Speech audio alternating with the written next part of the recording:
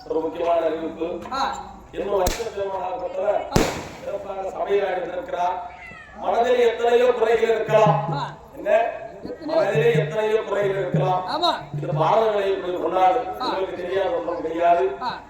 பிள்ளை சந்தானம் இல்லாத இருக்கலாம், திருமணம் இல்லாத இருக்கலாம், நோய் நொடிகள் இருக்கலாம், எத்தனையோ குறை இருந்த போதிலும் இந்த அச்சன பெருமாள் சிவபெருமானை போய் தனக்காக செல்லாமல் வழியில் எத்தனை பேர் இருக்கிறார்களோ அவருக்காக சென்றிருக்கிறார்.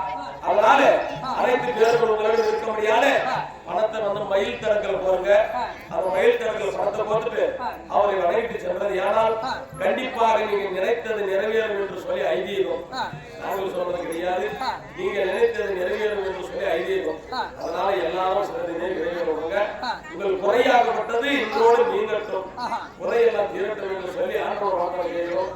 எல்லாரும் தாமதிக்கிறாங்க, எல்லாரும் எழுதுவாங்க, எல்லாருக்கும் குறை தீரும்.